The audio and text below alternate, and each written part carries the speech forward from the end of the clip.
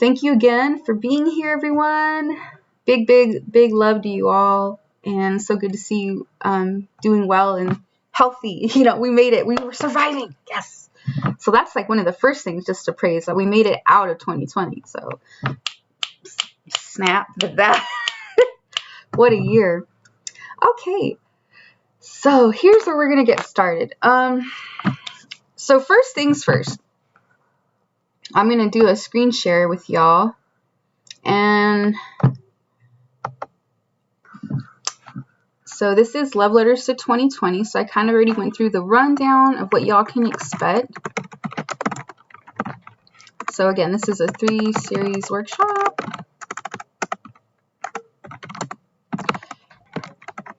And I like to call it, it's a discovery, let's see, it's a poetry workshop of heart and discovery. Okay. So, but before we get into the thematics, I want to unlock you by first sharing the 3 rules to poetry. First of all, there are really no rules to writing poetry. The main thing is it just has to come from you, right? So it just has to come from you. And what do I mean by that? It just has to come from you. It means it just has to be genuine. It just has to be your voice, your own natural voice, your own feelings, in any particular order you want to present them. You write a poem, it just has to come from you. Pen to paper, your ideas, your thoughts, your emotions. That's it. Just be yourself. That's the main thing. Be yourself. Because we're already so unique from each other, right? We're so different from each other. So many things that we connect with and that make us the same, but we're unique. We're not identical unless we were born with an identical twin. And then even then, identical twins are not identical truly, right? So we all have our own freedoms and our own minds. So we're unique. So that makes it already your own voice and makes it creative because you are unique. But I do give 3 tips or 3 rules, right? So first I say 3 rules, but then I say there are no rules. There really are no rules. But if you follow these 3, maybe I should call them 3 guidelines. The 3 rules to no rules, kind of what it is. But these are to unlock your creativity and unlock your voice. All right. So number 1. So these are these are the 3 rules to no rules in writing poetry. Okay. So number 1. Actually, Scotty, do you remember number 1?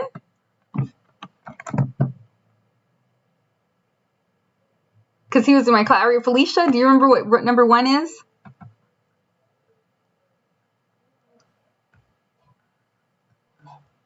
Well, there are no rules, and I know that you don't edit. You have to just write and let it flow.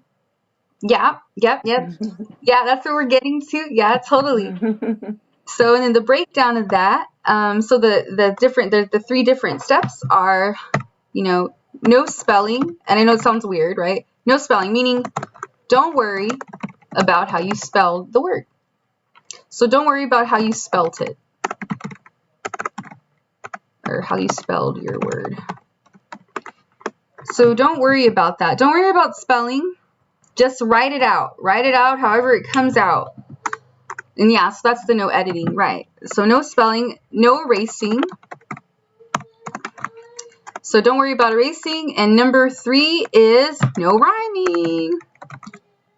So these are the 3 rules to no rules in writing poetry. So why do I say this? Okay, so the goal of writing, when you write poetry, you can just write by letting your pen hit the paper and just releasing your thoughts. So the goal is to let yourself think like water. It's a stream of consciousness. So this is stream of consciousness writing, but this is when the most raw and unique ideas come out. When you're not trying to censor yourself, when you're not trying to block or stop yourself, right? You're not trying to alter your thoughts. You're just letting it kind of come out in this flow.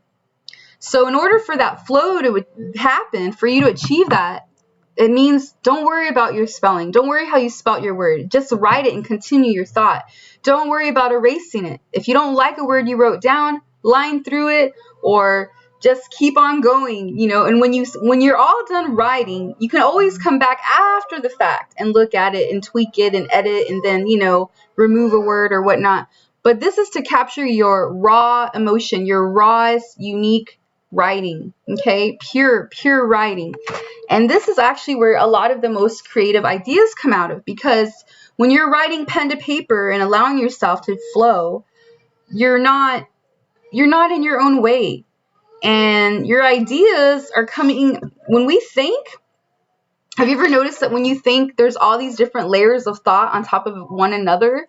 Like you can have maybe like 3, I'm going to say just at least 3, maybe 4 like layers of things that you're thinking about at the same time. Like we're like superhuman, like how much we think in in a matter of seconds. Like we could have had like a whole like picture show of images and thoughts just go in our brain, So by writing stream of consciousness, when you're flowing, thinking like water is what I like to call it, you're getting all these different ideas, and these ideas can flow into each other and also deviate. They can also fork, right? Like if you're a stream, right? A stream can go one direction, but then there could be a fork where they go in different ways, but they still have a connection between them, right? They still have a way that they make sense, that those ideas make sense. So, so don't worry, just let the ideas flow. You're recording everything you're thinking as you're thinking it. And so that's why don't worry about spelling, no erasing. And because what happens is when you pause in the middle of your thought, because you're like, oh, I spelled that word wrong. Oh, let me go backspace or let me erase it. You're taking time away from that original idea, that unique thought, like capturing it in its birth moment from your brain, by pause. You're stopping it. You're putting a big boulder in your stream when you do these, when you worry about spelling, when you erase, and you take these moments away from your unique, raw thought. So don't do that. Record it all. It's going to be like a whirlwind. It's going to be a whirlwind. It could last 4 minutes. It could last 20 minutes. It could last like a moment, like a minute. You can have a micropoem. I don't know. But you'll write it all. And then when you stop, that's when you feel, it's just going to be a natural reaction that you feel done. You're going to stop, take a breath, look at what you just wrote, and you're going to trip yourself out. You're going to be like, whoa, like I just wrote that. I just made these connections, or I came up with this wild analogy or idea, or there's 2 poems in there. And then maybe there's 2 or 3 different cool ideas or poems that you want to extract from that original thought or that original stream of consciousness, that poem that you just wrote. You might find, new seeds planted in there that you might want to have its own little poem just for it too, But this is when, and this is the way I write personally. I always write this way because I want the raw emotion. I want my natural, instinctive, intuitive words and thoughts to come out and record on that page, because we are unique and we don't all think the same way. There's different ways that we navigate through what we experience. And that's why poetry is a type of art, right? It's part of the family of creative writing, or literary art. It is art. And we connect with each other through this art, because we are all living the human experience. That's what we all share. So, this is very effective. I'm just letting somebody to join us. Hello. Oh, Marcia's here too. Hi, everybody. All right. So good to see everyone here. Big love. So, oh, and the last one on here, back to my 3 rules to no rules, is no rhyming. Why do I say that? This is for folks who might not have experienced writing a poem ever, ever, ever. And, the assumption is, oh, my poem has to rhyme. Poems rhyme. We grow up on a lot of alliteration. We grow up on rhymes, nursery rhymes, or Dr. Seuss. It's very rhymey. And then we hear songs and lyrics are a type of poem. A lot of times they rhyme too, but that's a misconception. A poem does not have to rhyme. Some folks will pause their thought, have a great line, and then they're just stopping. And it's like, what's going on? Well, I'm trying to think of a line that will rhyme with what I just wrote there. It's like, really? I'm like, you're totally pausing your flow. You're putting a big boulder in your creek. I mean, you don't have to force a rhyme. This way of writing, when you think like water, you're just flowing. You're flowing and you're letting your ideas just pour out of you.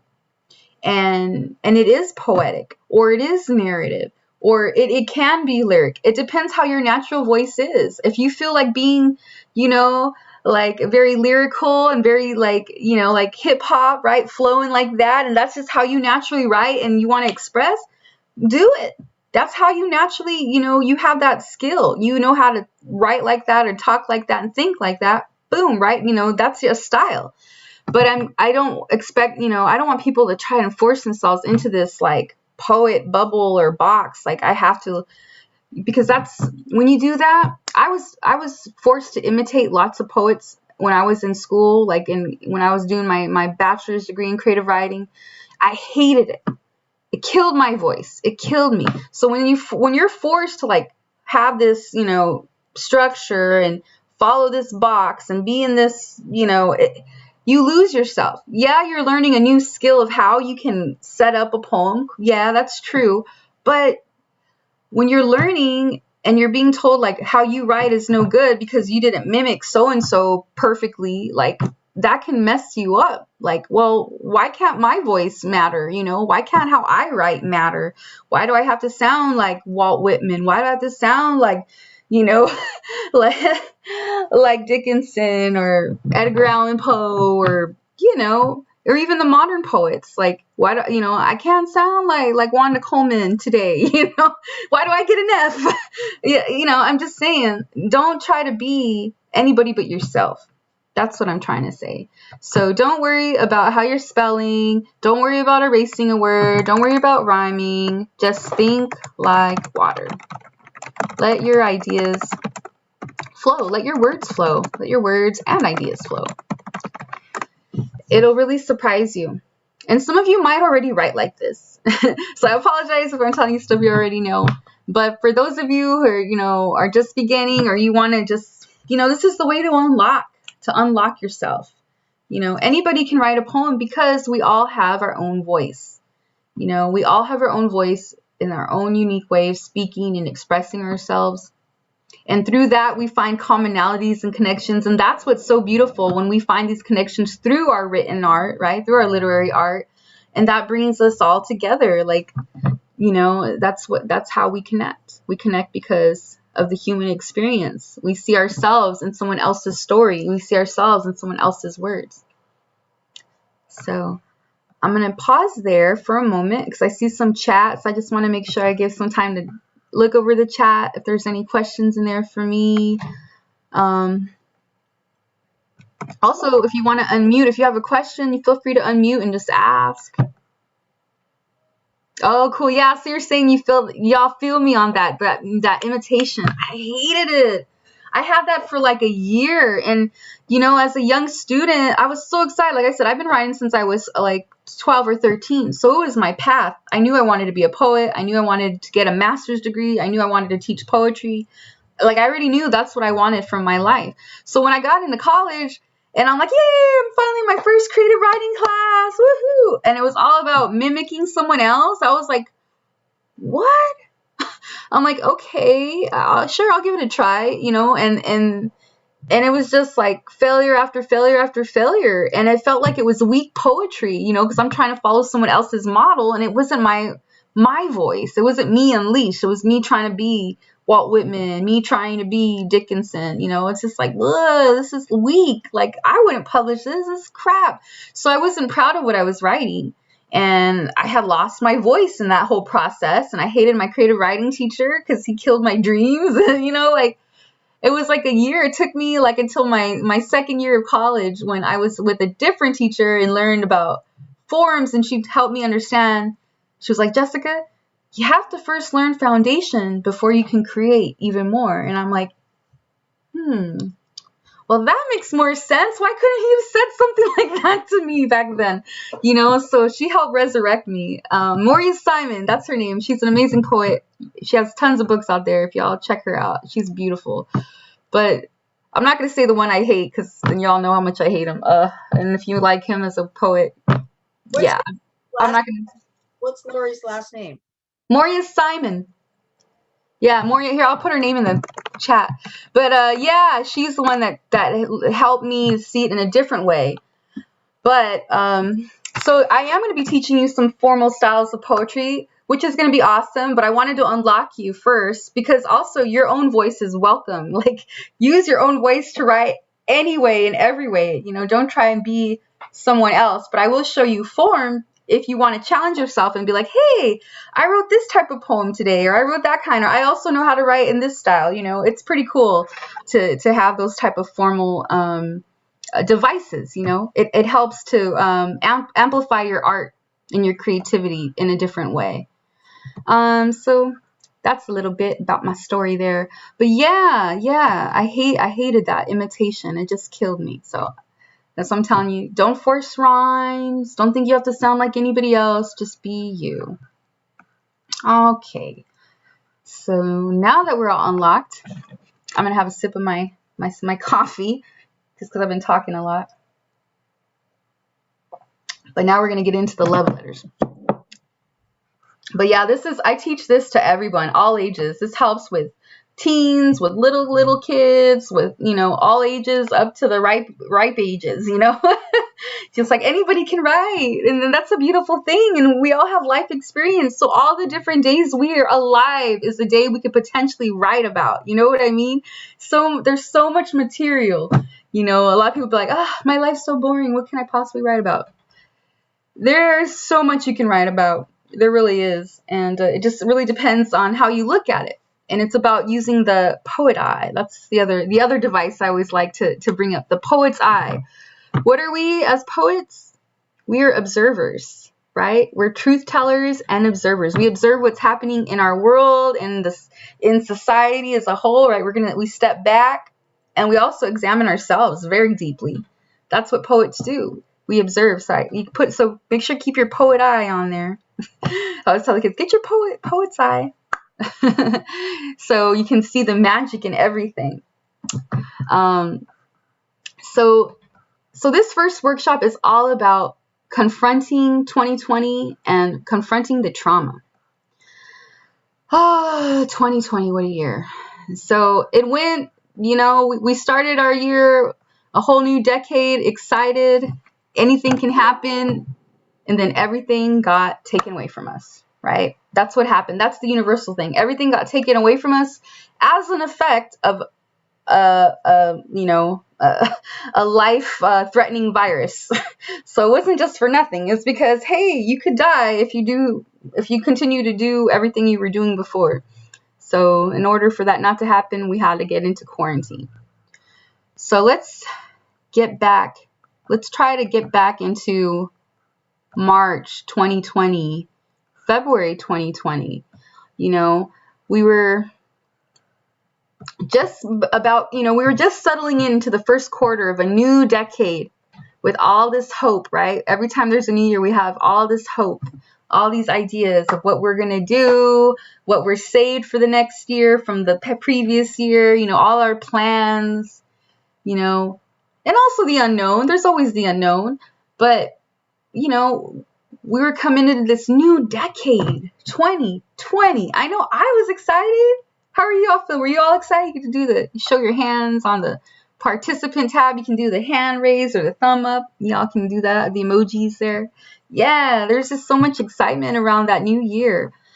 And then, February happens, and even I think if you're paying attention to your news, the first coronavirus cases were coming out, we were being told in December, but we're like, well, that's another part of the world, and then it affected us, boom, in March. Y'all got to get in lockdown, we got to start quarantining ourselves. Stock up on provisions, right? All that craziness. Everyone's getting toilet paper.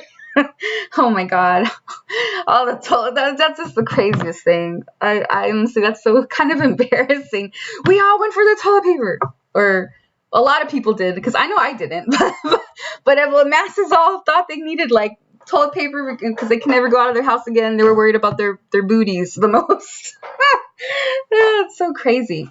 But, everybody was freaking out, panicking, and like gathering enough provisions to stay locked up for what? 2 weeks.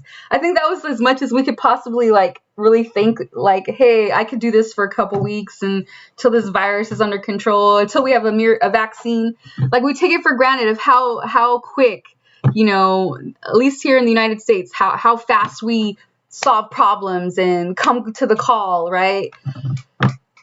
Yeah, we're so used to that whole, that instant gratification. We're so used to that instant gratification because, we're now digital folks, right? And everything's quick, download, things happen so quickly. So for us to try to even imagine like being quarantined for a month, we were like, no, not a month, not 3 months. It was just so hard, right, to even imagine. But that's where we have to take our mind back to.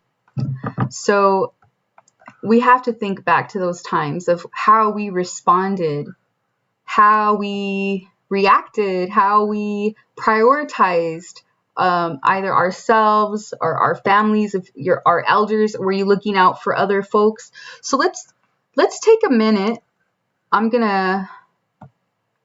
So did you get everything about the 3 rules? I'm going to clear this whiteboard. Did everybody get their screenshot, or y'all good? Okay, I'm going to clear this because now what I want to do, and I'll save this in a folder here so I can always bring that back to you. But so let's go ahead and clear. So yeah, we need to go back into that year. We need to get back into 2020. We need to get back to March 2020. Or even February. You might want to go back to that too. But I want you to think about your month. Think about your March. So the first few weeks were normal. I think they were a bit normal. The reason I think this, or maybe it was the first week and a half, because LA Poet Society, we had our Women's Roar event in the flesh. That was like March 8th, around International Women's Day. And I think that was our last live event. So that was like the first week and a half of March. We were still in person. And I think it was like March 12th or 13th here in Los Angeles anyway, when I remember we were being told like, hey, you can't be out after a certain hour. Just grab all your provisions. We're quarantining, don't go out. And it's just like, what? And I know for me, I was so devastated because I have this organization, right? And all of our events are all in the flesh. Everything I do is event planning and being in person, open mic nights, poetry readings, book launch parties, book tours, all of that. Everything is just always live, right? Everything's always been like that. So all my events, I was slowly having to cancel one after the other.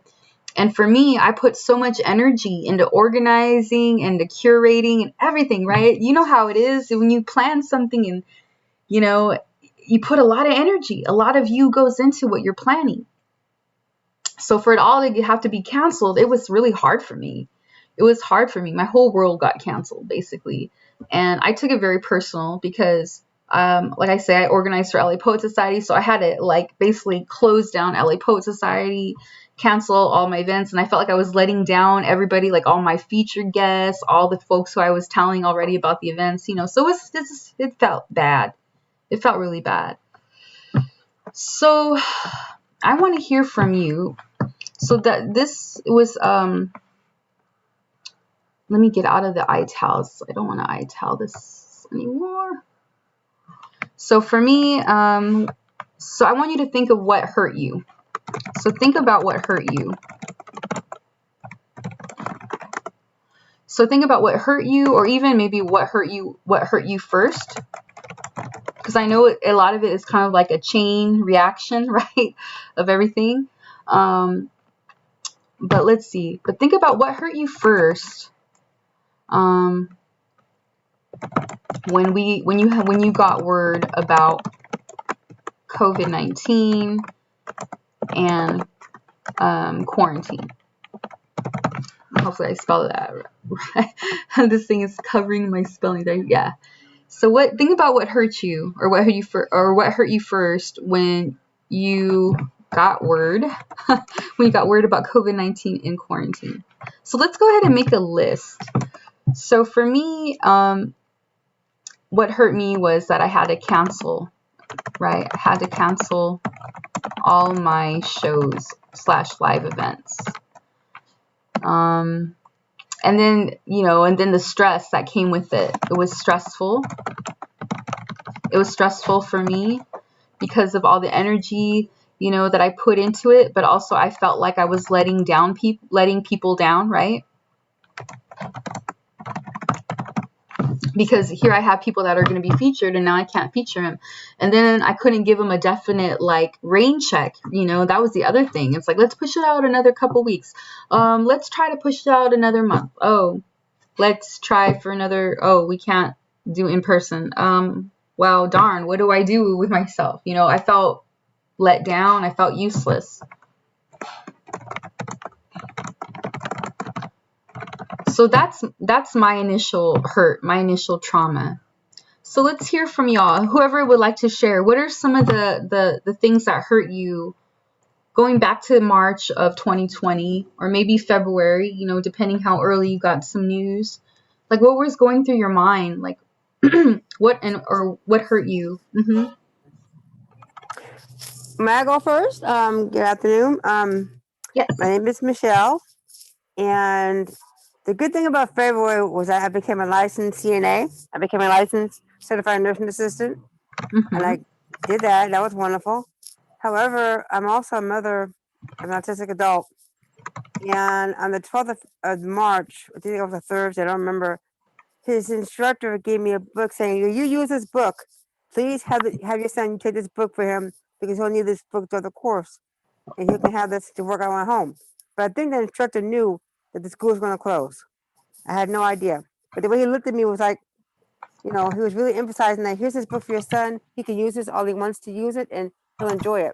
But I think that teacher knew because the class ended early that afternoon. Second of all,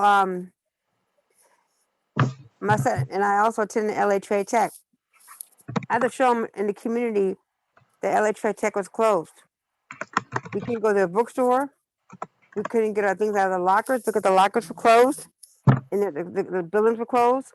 We had no access to get our items. So one day on the 30th of March, I showed him a sign on that door that said that LA Trade Tech is closed. The bookstore is closed. Please contact the sheriff if you want to retrieve your belongings from the locker. It'll be closed for the rest of the semester. We don't know. They didn't know how long school will be closed. So as of March 30th, they were closed. So therefore, showing him that sign and showing him that the closure of things in the neighborhood was difficult. There's a Jack in the Box within walking distance from our home. We weren't even allowed to go to Jack in the Box to purchase food unless you had a car. And I told the manager, I said, you need to show him my son face to face why he can't come here because he wants to look around this place to find out why he cannot purchase any food. I can tell him that, but he needs a demonstration. He needs to know why. Give him some closure for him to realize why he can't buy food unless he has a car. And so that was not easy either because he wanted to go to Jack in the Box and buy something after going to trade check and he couldn't do it. So that was not easy.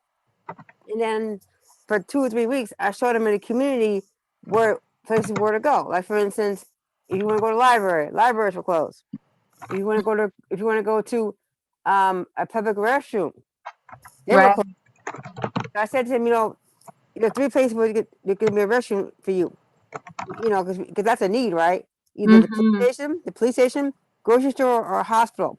You cannot be denied going to a restroom as a need, it's a human need. Right. So he learned that. And then that was difficult because you're used to going places and things. He couldn't go to his he couldn't go to art program, and Yeah. twice a week he couldn't go swimming. Everything was just sort of chaotic because his whole routine, our routines were being affected, but especially Mm-hmm. him because people with autism are people. They have a routine. They're used to things, and depending on your level of autism, you're used to things that happen. And so he's calling the swimming pool twice a week, twice within one day, saying to the pool clerk, "Why can't I go swimming?" So I said we need to show him a diagram or something to show him why, because the swimming pools were closed also. So that really he didn't exhibit any behaviors. However, my concern was, what do we do for structure? Where do I Right. take him? Because the LA City pools were closed. West Hollywood pool was closed. Mm-hmm. He was able to go swimming with Special Olympics on Saturdays, but on March 7th was the last day he can go swimming. And they decided to close everything. They said the coaches for Westside Special Olympics said, we will let you know until further notice. So we got a phone call and a letter saying why you cannot go, why we can't go swimming, or why he Yeah. can go swimming. So those things are devastating. Then eventually Planet Fitness closed. So eventually everything, it's like the house of cards collapse, right? Your Right. domino effect. Exactly. And that's Yes. what it was. And in the day, Planet Fitness is still closed. There are no swimming pools. Nope. So and the schools are closed, right? Unless you have Zoom. But on the other hand, he has become a Zoom expert. That's for number 2 when we have our second session about the positives. So that's one of the wins. But thank you, Michelle. You're Yes. welcome. So I You're had welcome. that about that you had the positive in Feb where you became a CNA, so a whole new career. Yes. And then March, the closures were hard, especially dealing with your having to translate that to your son, your autistic son, who it takes a while to be like, hey, for him to be like, wow, there's a big virus going on, or I have to change what I'm doing. And yeah, it takes a while to transition. And because it is traumatic, it's not just a change, it's like we're forced into this change, and a lot of our a lot of our routines, everything was taken away, and we were forced to just like kind of cease our lives as we were used to. And the pain is that growing, right? The growing.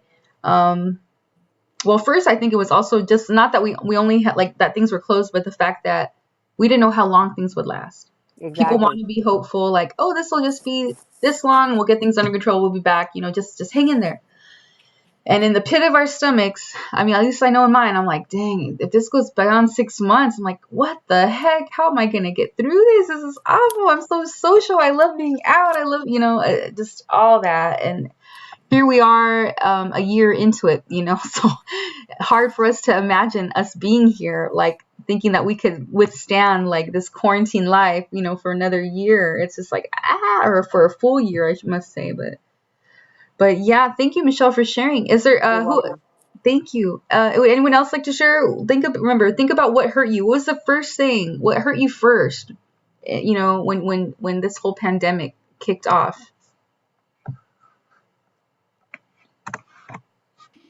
I'll share. Something. Oh, go ahead. Okay.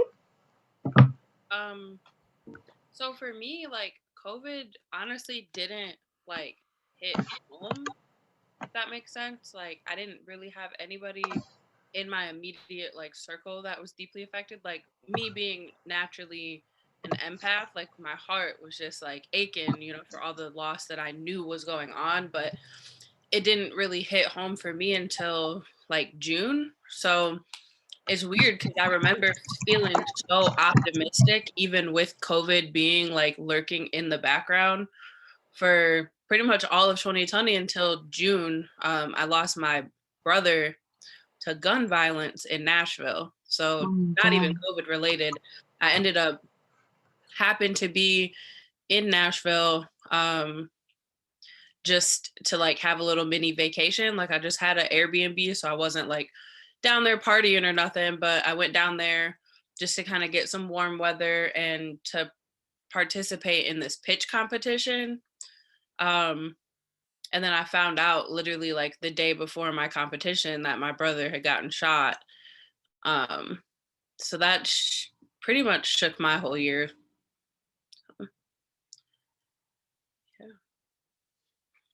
Wow, yeah. So that's like just a whole different trauma on top of like the closures, but you're saying that that didn't, that didn't hurt so much. It was more, well, yeah, I mean, your brother, what happened, that was so personal, and you weren't expecting, like no one expects like that type of thing to happen. And you went to Nashville for like a vacation, right? That's what you were saying, like to kind of like, dang, yeah. Like, I mean, I was oddly thankful to have at least been there, like, because it would have, I guess, been a different circumstance had I've been in Michigan, found out, had to make arrangements to get down there, like I happened to already be there and was able to like just be with my family during that time, which was huge. But I didn't really start to feel the effects of all the closures and everything because I was really focused on doing that like internal work and just like I don't know, like I felt like, having to be on quarantine was kind of an opportunity for me to just like dig deep and,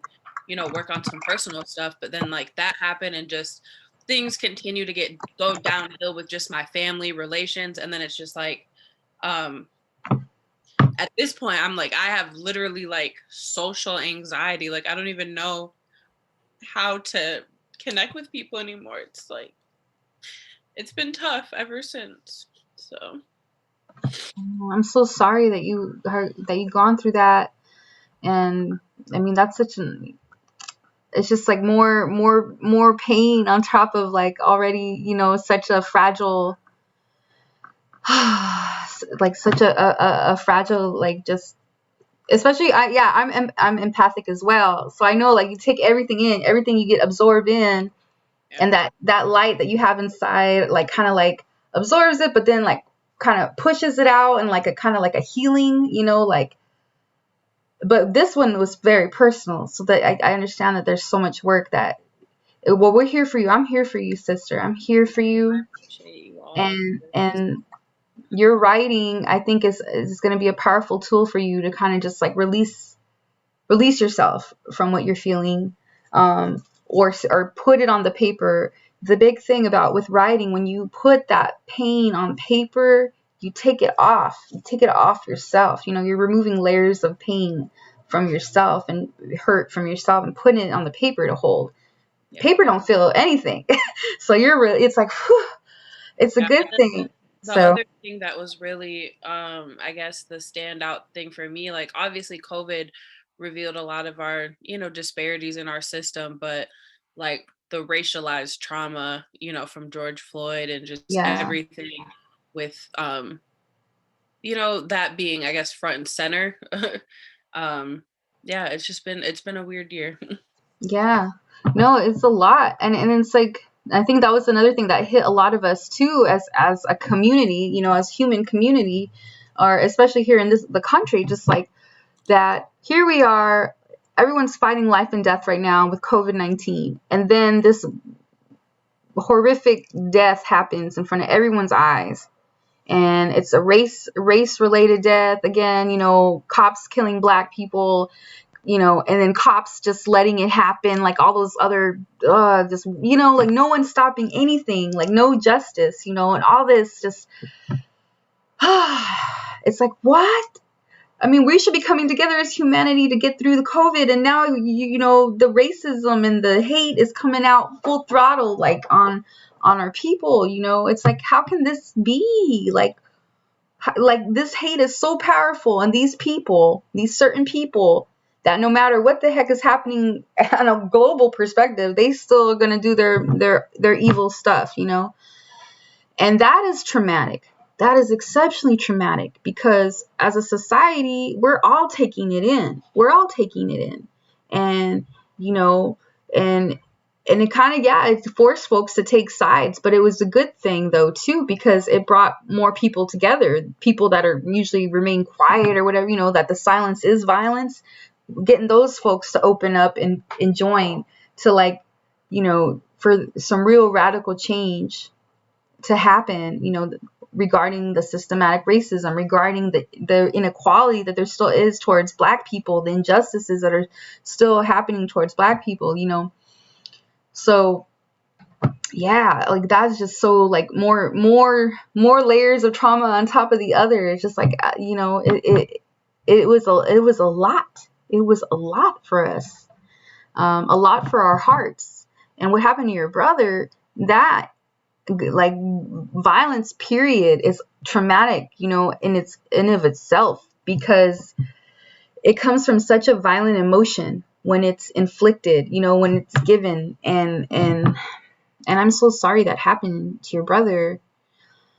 And the fact, I think, that we all have to be to ourselves, it's not allowing you that opportunity to be able to get healing from human family, from other people, like in flesh, which is definitely more powerful, in person than digital. But at least we're here in this way because this is what we can do. So I'm glad that we can be here for you. But just the last thing about that, like the hardest part of everything was, like, my family down there, like my dad, his wife, and all my siblings on that side. Like my dad's wife is immunocompromised, so she was not fucking around with, the COVID. So it's like being at my brother's funeral, but, like, I can't hug my little brothers. I can't hug my dad or my, because they were not trying to, like, mingle. So that was just really hard too. Like, so. Yeah, that's so sad. That's just difficult. That's so sad that we can't mourn each other. We can't be there for each other. We can't comfort each other, put hands on each other in a good way, like, we can't do that. So that is, like, a big reason why, I think, writing it out, like this series, Love Letters to 2020, and they're just being able to confront the trauma, confront the tragedy, confront the pain. A lot of us aren't, like, we know we felt it. And like what Angela said, a lot of times it's hard to write about trauma when you're still in the midst of it, in the midst of trauma. And, we're all still living quarantine, and, there's been so much death around us, and then the violence, through the racial violence and tension, and then fast forward to this year, even with all that madness at the Capitol, and, like, we saw like we said, hey, racist front and center, your convention starting, we saw that happen, and we saw the white privilege, like, right there, like nothing happened to them. We all knew, like I was telling, my first reaction when I saw it that day, if this was people of color, Black people, brown people, indigenous, we'd all be getting, like, shot up. We'd all be getting shot up immediately, So it was just like a blatant, like, distinction between Black and white, like, literally. So it's just like there's still so much work that needs to be done. But this workshop is for you and your own personal healing and your own personal letting go. With this first workshop, what I like to call is a purge.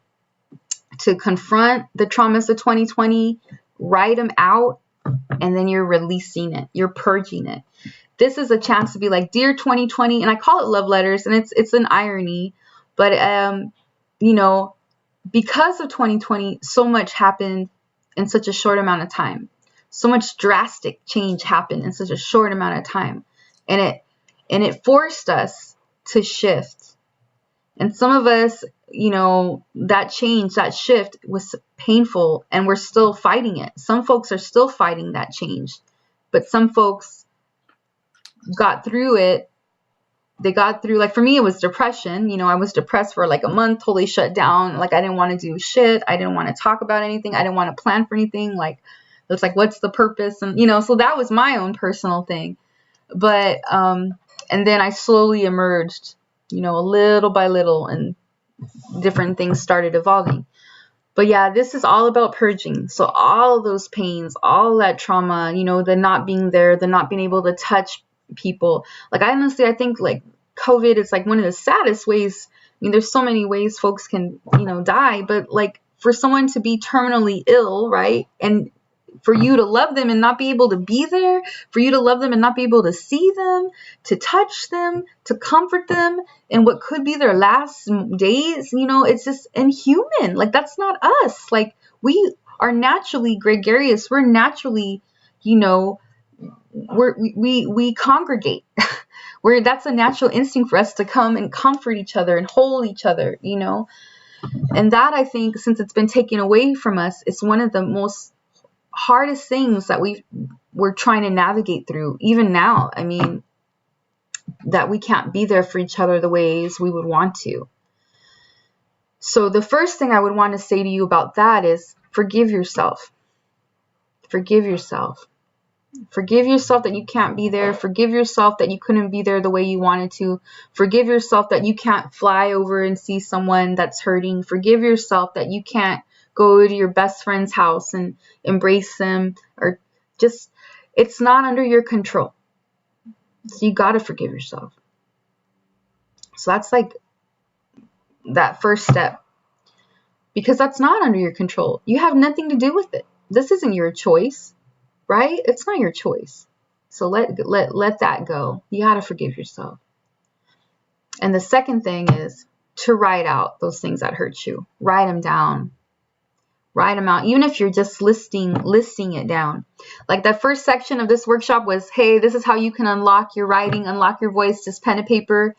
Think about that thing that caused you pain. Think about the trauma. Think about the traumas or the trickle effect.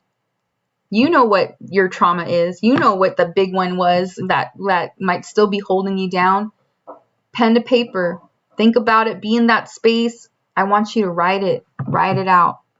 Write it out. Let's see. Let me check on the chat just to see. I want to hear from a few more people before we do get into our writing time, because kind of sound like we are kind of merging into that now. But Scotty says, letting go of what's hurting me makes space for healthier things and people that are healthier. Yes, yes. You're getting rid of the garbage, right? You're making room. You're lightening your load, your mental load, your emotional load, right? You're lightening your load by letting go, So this is the purge for 2020. Thinking about the pains, the traumas. Yes, yes. I see Angela. She says, give yourself grace. Yes. Connection is ingrained in humanity, she says. Yes, give yourself grace. Beautiful, beautiful. So let's see. There was someone else that wanted to share about the traumas. So remember, I was asking you, think about your March, last year, what hurt you. Think about what hurt you first. So what hurt you when you heard about quarantine, or we had a quarantine, when you heard about COVID? I could say something. Yes. Okay, so in February and March, I was working in the school district in a school, elementary school, living my best life. And like, we knew stuff was going on, but our school was making implementation. So like, we were making the kids wash their hands before lunch, and we had hand sanitizers, and we were trying to do stuff to, keep everybody safe and not worry, because kids were starting to hear from their parents and not come to class. Some of our kids had stopped coming to class. And so then we had to close down like so immediately, where I couldn't even get like my granola bars and coconut water from the fridge. Like we were just gone off campus, not to come back. And like, I'm a teacher, so I have boxes of workbooks and stuff to keep my kids occupied, but not everybody does, you know? And like, my kid's teacher was like, oh, well, watch this video on YouTube and watch this on this. But we didn't even have internet here. Like, we're super poor. We don't have internet. We don't have TV. We're very basic people. And so trying to get all the resources virtually that we needed was very hard. And then finally, like, I found a program through Comcast that gives like a super discounted internet. But that was super hard because I wasn't working, my school shut down. And then eventually my position was eliminated because now it's on Zoom. And I can't just go find a new job at Rayleigh's because I need to be with my kids all day long while they do their classes on Zoom. And it's just like been super frustrating. And then like in February, I started dating somebody, which was like new and super fun. And we were like planning all these trips, and we were going to go snowboarding and wine tasting and vacationing. And we booked this and we booked this. And then it's like, nope, you're not doing anything. And me, I was fine because I have two people to take care of and school and figure out how to survive. But he like got hit so hard with COVID depression, and I could not help. And that was really hard to watch him deteriorate mentally and emotionally into like a really upset person. And he just left, like he moved away because he couldn't handle the vibes over here in lockdown. And that was really hard for me too, because I finally just caught feels for somebody. And then, but that's okay. I mean, whatever. But that was really hard.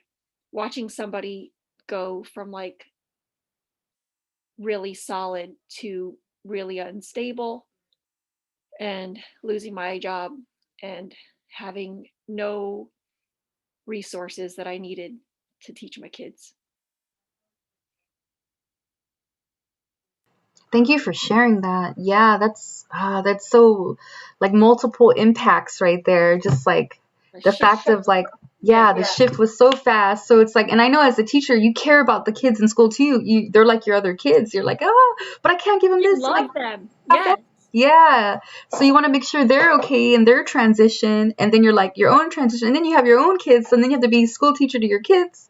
Then your job's gone. It's just, oh my God. Like, how can you mentally stay okay? You know, it's just like a punch after punch after punch. You're just like, I want to breathe so I can like recoup from that first hit, you know, like stop. That is difficult. That is a difficult thing to navigate. And especially too, you're saying that you saw, you know, a new partner that you're, you know, new relationship forged, and then everything just, you know, closed, and then he closed down. And like, that's not easy to see. Like someone you care about, you know, kind of spiral down. And the thing is you got to take care of yourself, because you got to be strong for your family, for your children. You know, it's like if mama loses it, like what are the kids going to be like? So it's so much. There's so much that you have to try and balance, or try to look balanced enough, right, in front of them to keep going.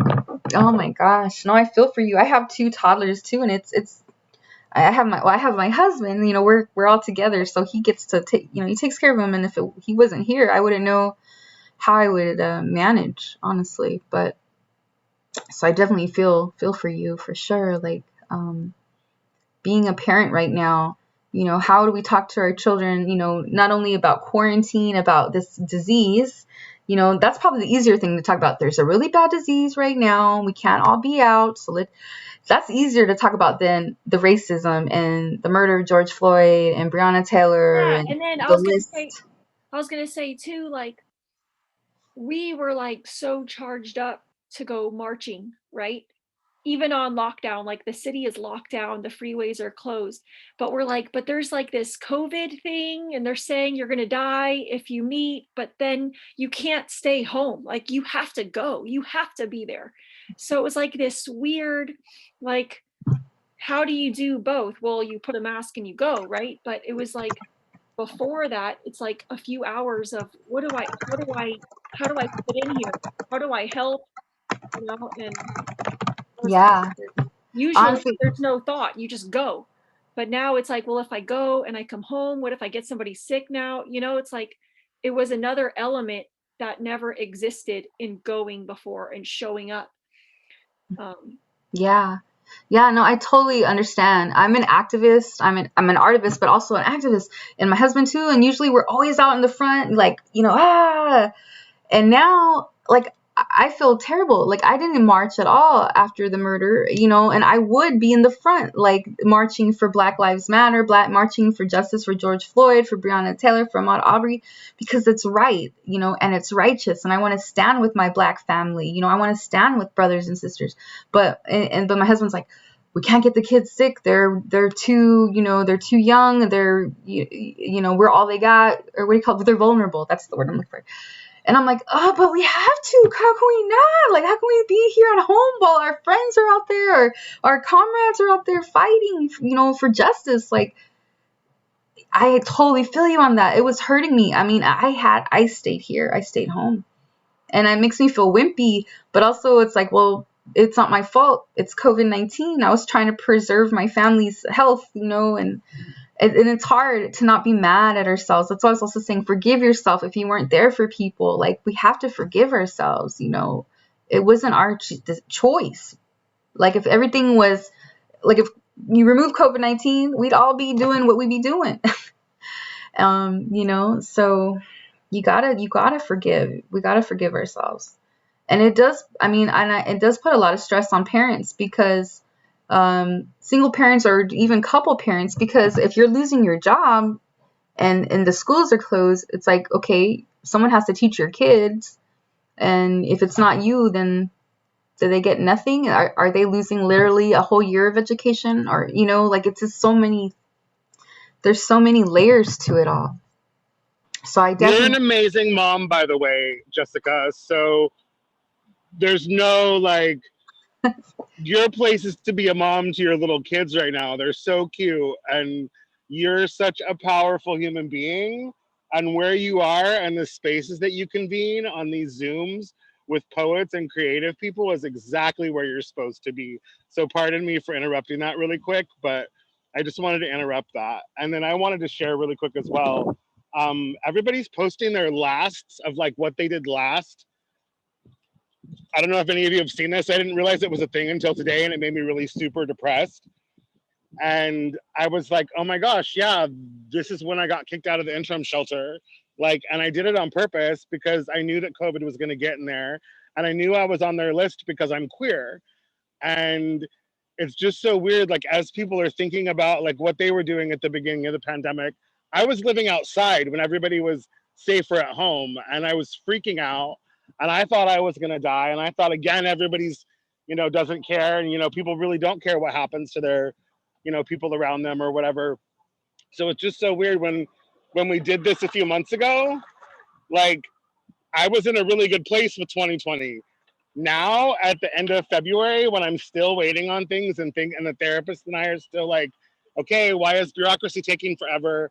It's still maddening, and it's still frustrating, and it's still upsetting to see how now it's like people are just like colluding already. Like, oh, things are better because, the other white guy who's not as frowny when he talks about genocide is, still killing people just in a different way. And it's frustrating that I feel like all of a sudden, I feel like all these people that were fighting for things forgot. And I just want to thank you, Jessica, for the way that you fight for justice. Even if it's on Zoom calls like this, you've made a huge difference in my life. You really got me through the winter time, and I really appreciate you. And I'm really grateful for you, because you are really, really, really amazing. And I really appreciate you. Thank you. Because I shared those poems with a lot of people who've been really worried about me through this experience. And it gave them a lot of hope, because there's a lot of people struggling right now. And so many people I know have lost people. And it's just really sad, because some other folks are not taking it seriously, and they're not caring that people are dying. And it makes me upset, because I know a lot of people that are being impacted, and a lot of people I know have had it now and are still struggling with, like, long-term health effects after the fact. And it just makes me upset, and it bothers me. So anyway, thanks for being here. And I'm looking forward to writing some angry poems this time. Yeah. All right. Thank you, Scotty. You're so kind. Thank you. It's an honor to be here for y'all, to be here, to be able to have space. And I'm grateful that you're all here. You make it happen. Otherwise, I'd be all by myself on a Zoom and probably have to close after seeing myself for a few minutes, be like, oh, no one's here. Bye. So thank you. Thank you for being here and opening up and sharing, and all of you. And we're going to get to it. I think it, well, actually, does anybody else want to share from their beginning of quarantine? Because then I think we're gonna get ready to transition to writing. Anybody else? Okay. Oh, Marcia. Yes, go ahead. So we're thinking. So again, the question was: think about what hurt you, or what hurt you first when you got word about pandemic, about quarantine. It was mostly about feeling isolated, Mm. and that I live alone, and that it was a shift to to spend more time alone, and to I was just trying to see what I wrote down.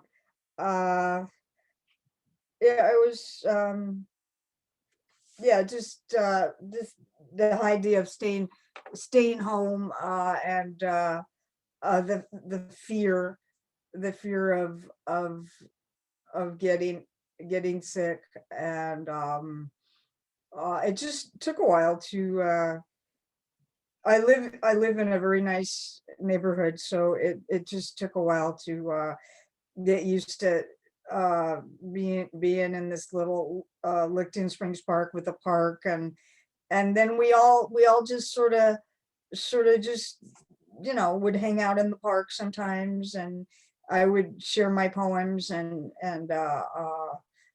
I got a little bit connected with my neighbor who has a little boy a little bit, and it just it was a lot about feeling isolated, that you can't go out and do the things that you're used to doing, going to the Y and the YMCA, and just but I did get involved with Zoom and Path with Art, and slowly, so things slowly got somewhat better, and I have some poems that maybe a poem or two I could share sometime about about I think they're called Strange Kicks for Strange Times. So that was what I these two poems, two different ones. There's the light version, and then the more wild for adult version, family version, adult version.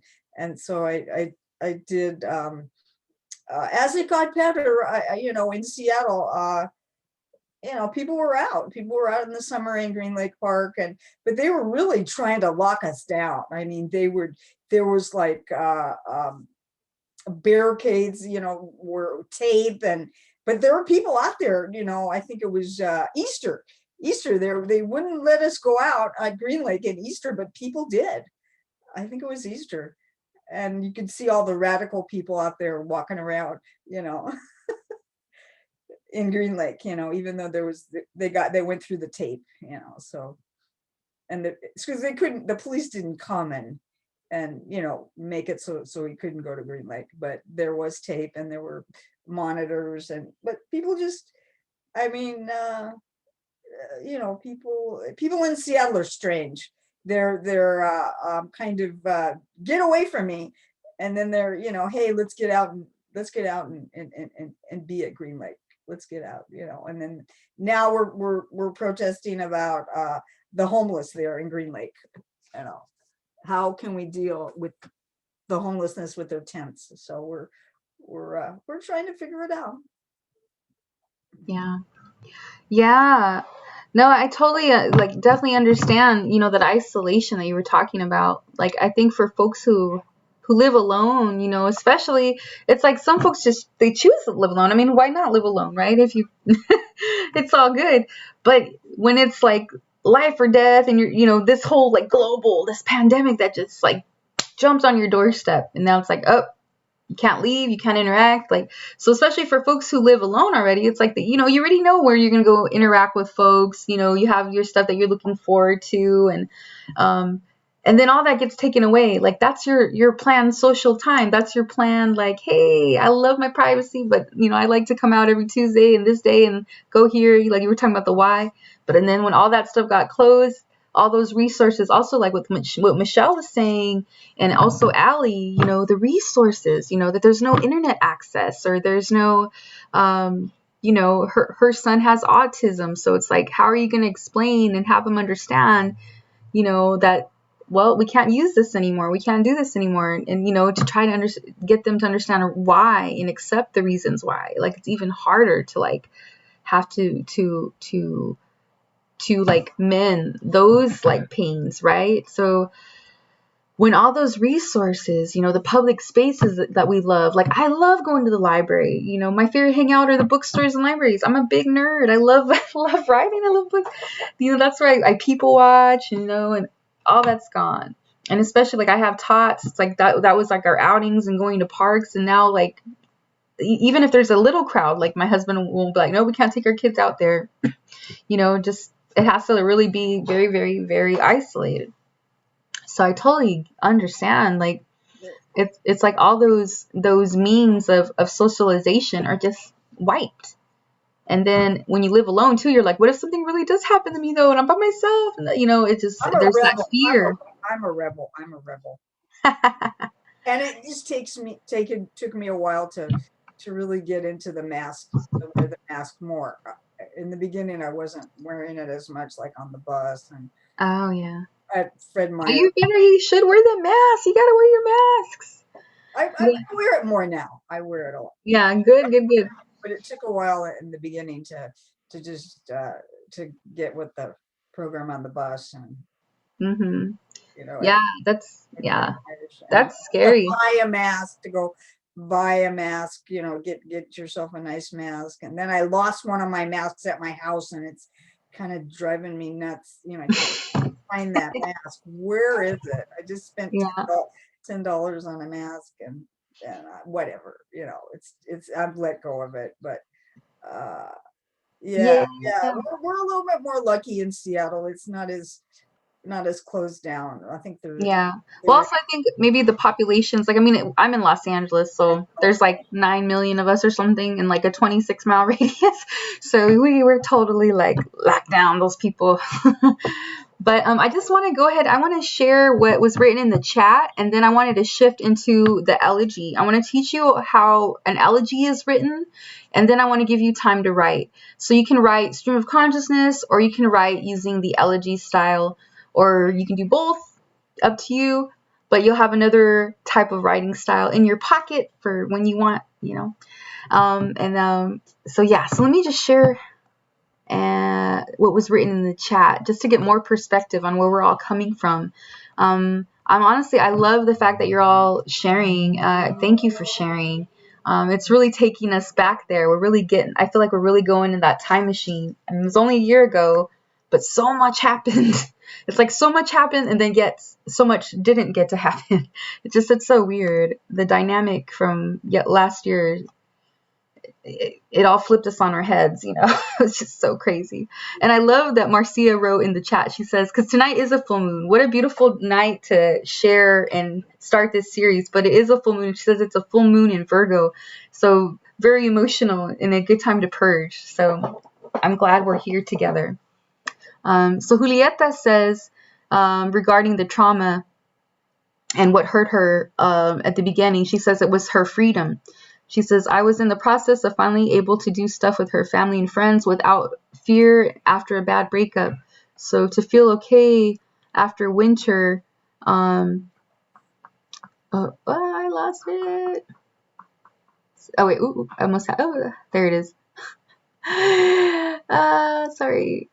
Oh, she says, so to feel okay winter and traveling and then being told to stay home, it felt like I went back to trauma and depression for an unknown period of time.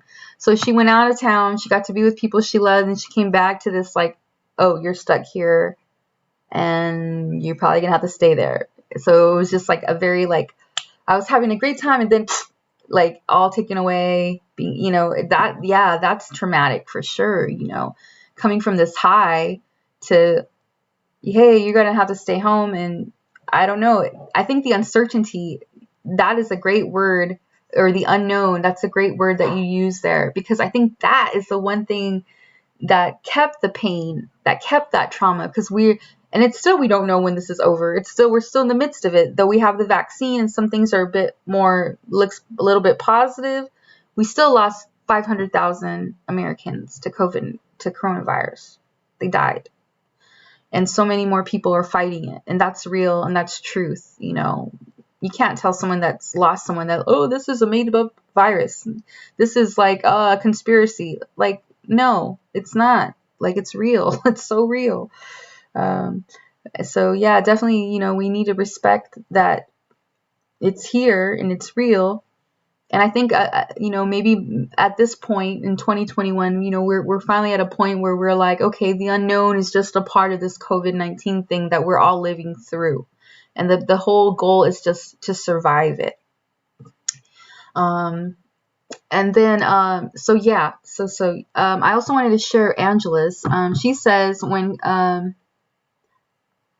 COVID happened in March last year, she says, she was in Costa Rica when quarantine hit and was terrified of being stuck overseas or sick on the plane. Yeah, she was overseas. So she says when she got back, she was told that she couldn't go to work or school and she thought she had COVID right away, and she quarantined herself for a month and a half. So she was just like, came back in a panic because, yeah, overseas you're vulnerable. Like, I mean, who knows? I mean, there are some American folks that were overseas and they're just there because, you know, you can't come back in right now. So that's another interesting facet of like the traumas of 2020 and of the coronavirus. But yeah, so she made it back into town, but then was like, couldn't go to school, couldn't go to work. And then she thought she had COVID. So she was just straight on lockdown for a month and a half. So it's like, again, having a high and then boom. You know, it's just that immediately shock. It's a shock to your whole system, and to your emotions, right? To everything. And our freedoms being snipped, right? It's just insane. So there's so many layers. So many layers. So on your paper, I don't want you to get into writing your poem yet, but if you can't help it and you're already starting to flow into it, all good, all good. But what I'd like you to write down right now on your paper, are, you know, maybe list 2 or 3 or 4 of those traumas on your own paper or losses. Well, we can look at them as losses. And the reason I want you to look at them as losses is because I'm going to share with you how to write an elegy. So looking back at what we have here on our lists and our brainstorm together, some of the losses that we have were that our jobs were lost, our school was lost, our access was lost, our routines were lost, our loved ones, some of our loved ones, you know, were lost or were knew others that were, you know, that died. So there was like that, you know, I know someone that had someone that died, you know, there's still that mourning, right? What else was lost? Well, yeah, I mean, you know, that your brother was lost to gun violence. That was a loss. A relationship died, right? A relationship was lost.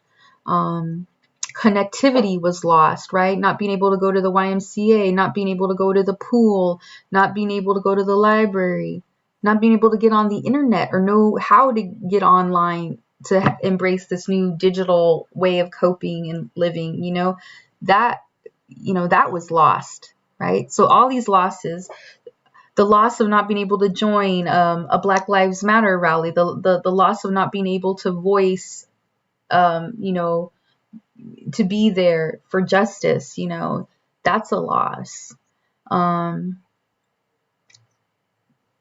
Feeling insecure, right? Losing your security, you know, there's a loss. So there's so many losses. So I know I mentioned quite a few here, but yeah, so on your paper, write down like 2 to 4 of your losses. So I'm going to stop. I'm going to save this whiteboard, but I'm going to close it. And I want to share with you an elegy. So an elegy is a formal style of poetry. It's a poem that is written for the dead. So it can be a dead, someone that has died, a person that has died. It can be an animal. It can be a spirit that has died. It can be something, a loss, right? Any kind of loss, something that you are mourning. That is what you write an elegy for. So I'm going to type in the how you spell it in the chat there. So it's a poem for the dead, basically, and the form of it is as follows. Okay, I guess let me do a new page. So I just wanted to show you the format of it real quick, and then I'll show you some example elegies, and then I'm gonna release you to write, and we'll finally write.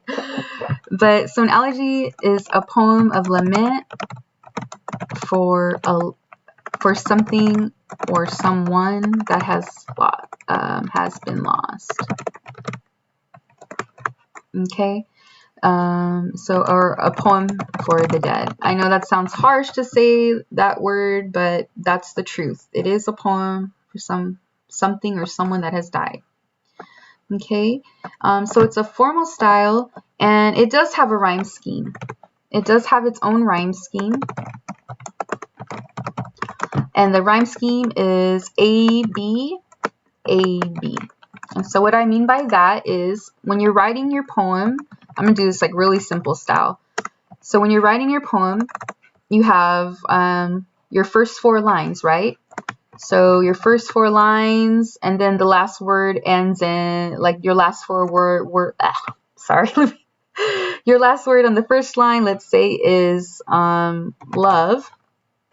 And then you have your second line. And that last word is, let's say, joy. And I'm being positive here. And then the next line is, so this is line A, if you think about it like this. Maybe I should have done that. And this is line B, and this is line A again, and this is line B. Okay? So this is the rhyme scheme. So if my A, if line A ends in love, then the next time I have a line A, it also needs to have that similar sound, like love. So it could be of, or glove, or as a slant rhyme, something like something that has an sound, right, or an ooh sound to stress out, to match this rhyme scheme from the first line. And then the fourth line is a B, so it has to match the B line, right? Like joy. So this last line can be like boy, right? Or boy, or I don't know, ahoy. You get the idea. So that's A, B, A, B. So love, joy, glove, boy. Get it? So that's the rhyme scheme. And then we're gonna do 4 stanzas. So 4 stanzas. So a stanza, remember, is each, like, think of it like a paragraph, right? Each paragraph of a poem. But poetry is cool, so we say stanza instead of paragraph. So you're going to do this 4 times. And what this creates is what is called a rhyming couplet. So see, we're getting all the whole technical poetics out on you here. So basically, you're going to continue this pattern 4 times, right? And that is the formal layout of an elegy. So that's the structure. But what an elegy is, aside from that structure, and it's a poem for the dead, or something that is lost. So how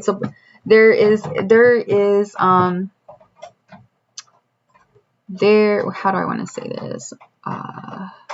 There is a natural procession of emotion that happens through an elegy.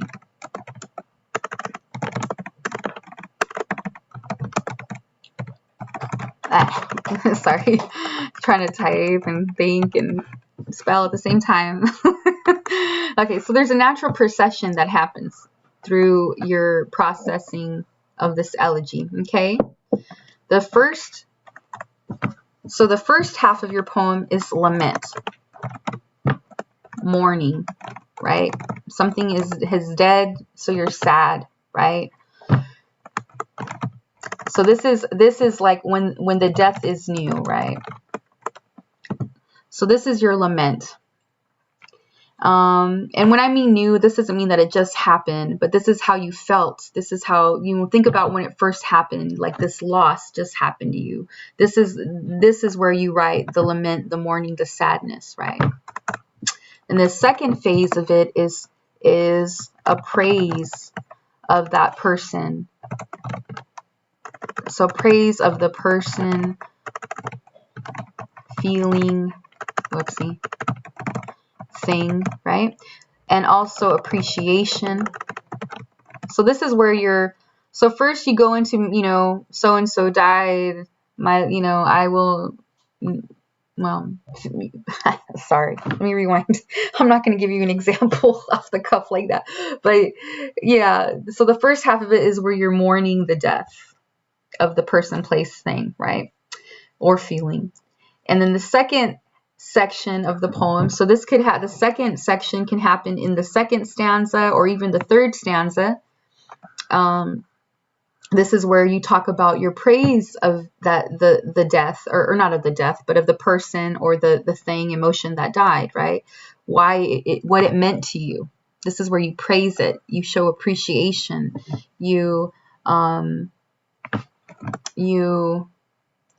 This is where you sing, like your heart sings for that for that person, place, thing. I'm just gonna say for the subject, okay? That means person, feeling, thing, person, place, feeling, thing. Let me also say place, because like some of us can really be mourning the loss of our jobs and being at a place. Like it could, like sometimes your job liberates you, and it could be like everything. And like some of us are really into what we do, right? And so it could come from different different aspects of loss. So that's so the second half is where we praise it, and the third is this is where we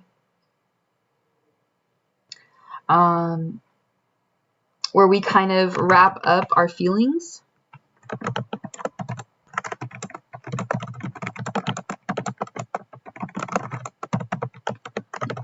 So the third section, or the ending of it, is like where we wrap up how we feel, where we wrap up our feelings and how we will move forward.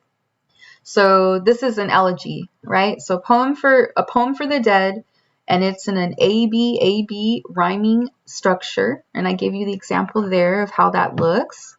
And what it is, it's so the natural procession of the emotion that happens through an elegy, it starts with the lament, the mourning, and then it moves into praising and appreciating, right? And then we wrap up how we feel, how are we moving forward? Are we moving forward with optimism? Are we moving forward with maintaining a legacy? Are we moving forward in another way?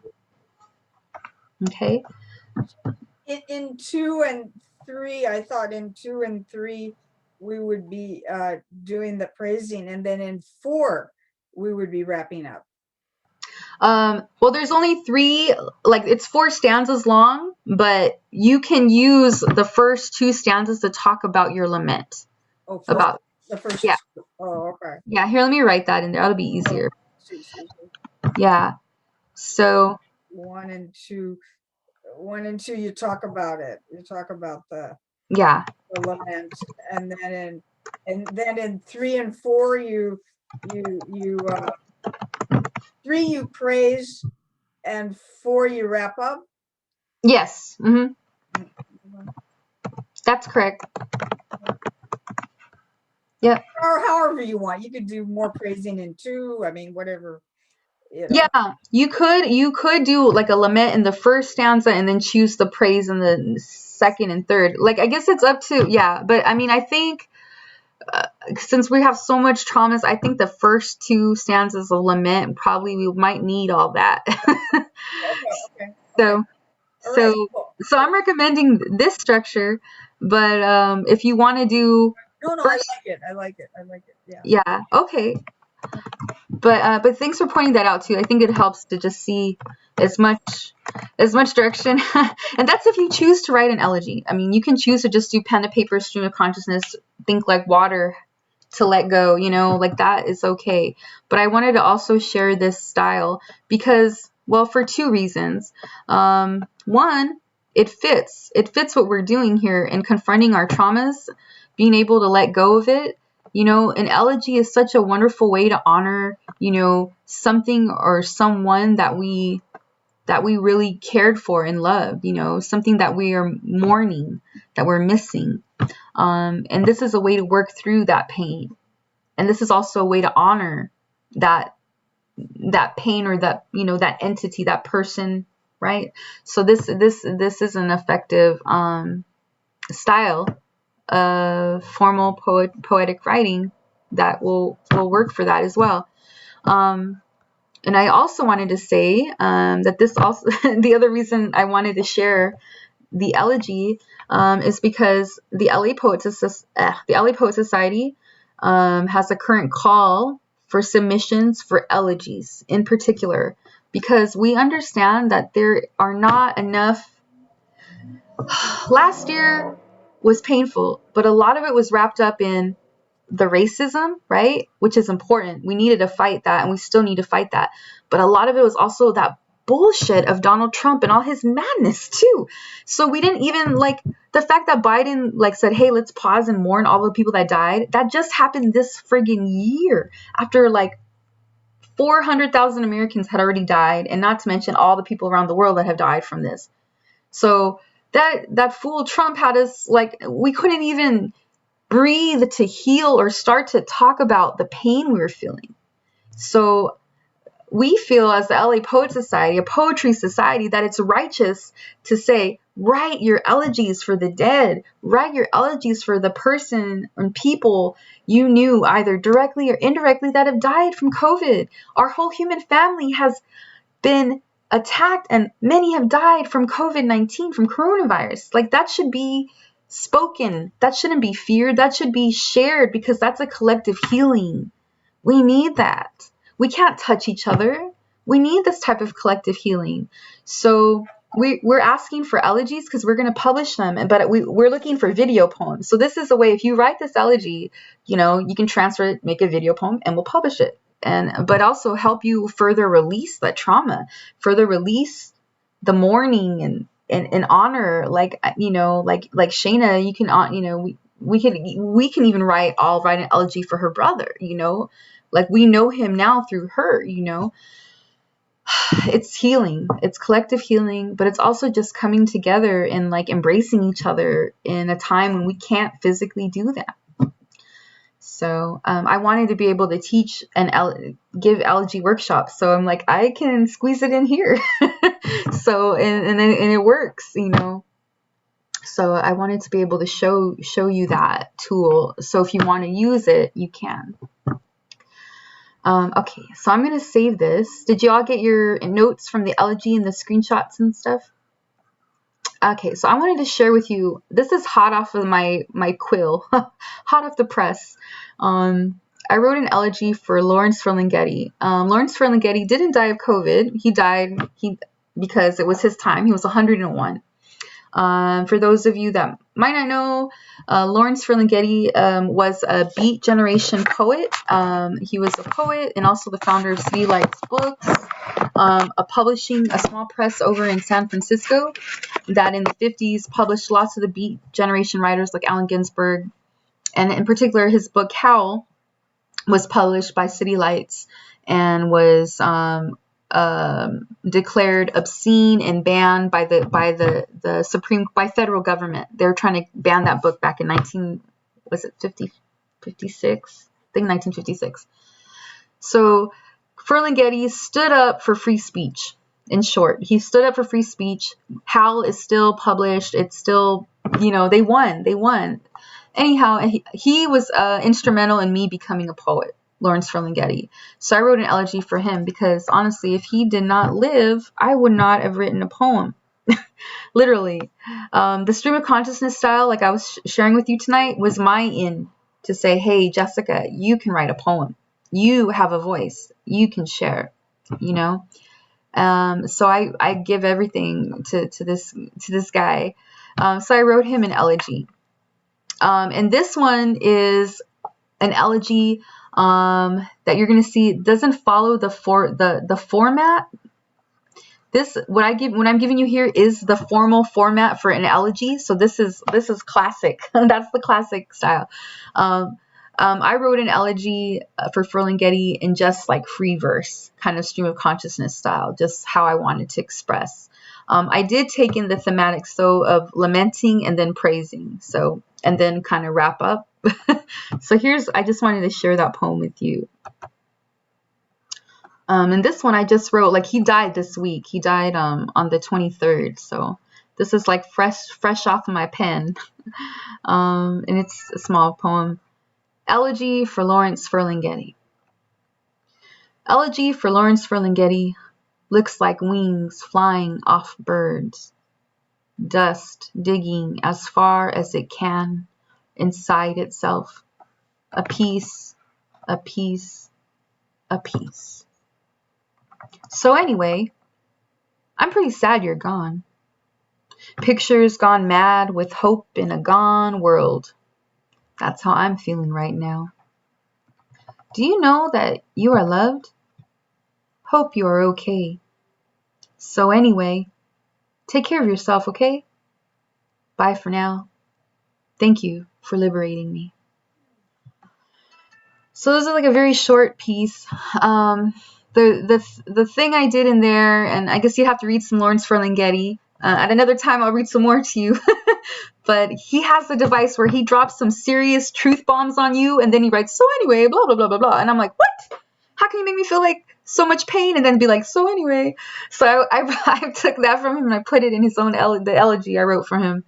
But I went from lament, so I had like an image of wings flying off a bird. Ouch, horrible image, but that's how much pain I mourn for him.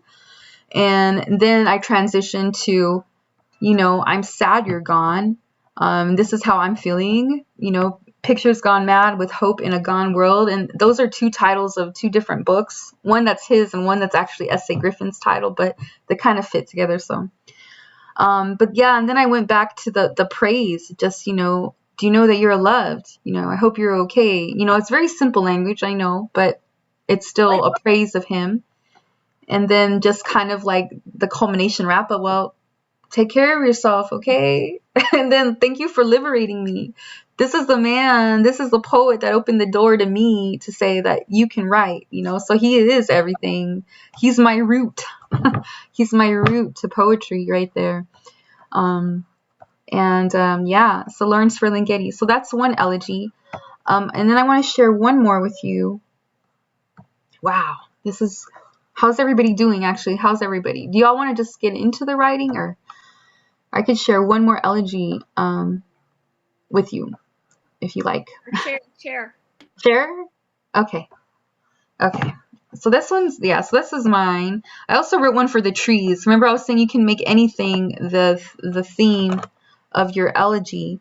Like it just has to be a loss. It's a lament. Something that died. Something that's gone. That you're not going to get, you know, something gone. And yeah, I just want to give love to Shayna. I'm sorry. I'm so sorry. Okay, so I wanted to show you an elegy from some of these old schoolers. There's an elegy that, and a lot of these, like I told you, these are formal poetics. So a lot of this formal style, like these are poets that lived in like 1700, 1800, you know, like they're old. It's old fashioned, but it's still a classic style of writing, you know, and people write them. Modern folks write them. But the famous ones, most of them are like so like old. I wanted to share, this one, In Memory of W.B. Yeats. So Yeats was an Irish poet. So this is a poem about a poet.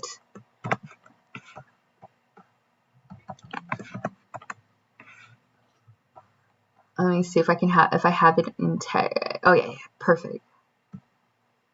So hopefully y'all see this. How's everybody doing on time too? I'm also like I'm sorry, this is there just was so much to say. We see it. Oh, there it is. Okay, thank you. Oh yeah. So here, let's see. Did he do the line? Let's see, he did the AB illness. So he didn't do the quatrains either. Oh, here we go. Let's read it. Yeah, here we go. This is it, part 3. So this is from W.B. Auden, W.H. Auden, writing an elegy for W.B. Yeats. So Yeats was a famous Irish poet. So he says, Earth, or am I sharing this? Yeah, I am. Okay. Earth, receive an honored guest. William Yeats is laid to rest. Let the Irish vessel lie, emptied of its poetry. In the nightmare of the dark, all the dogs of Europe bark, and the living nations wait, each sequestered in its hate. Intellectual disgrace stares from every human face, and the seas of pity lie, locked and frozen in each eye. Follow, poet, follow right, to the bottom of the night, with your unconstraining voice, still persuade us to rejoice. So here you see the praise part happening about him, right? With the farming of a verse, make a vineyard of the curse. Sing of human unsuccess in a rapture of distress. In the deserts of the heart, let the healing fountain start. In the prison of his days, teach the free man how to praise. So his rhyme scheme, so I was telling you A, B, so that the rhyme flips each line. He did kind of like A, B, B, like this verse and curse are direct rhyme, right? A, and then unsuccess and distress are B, B. So he did A, B, B throughout. But still, he does take us to the lament, right? That Yeats died, right? William Yeats is laid to rest. So there's his lament section there. And then he here goes into the praise.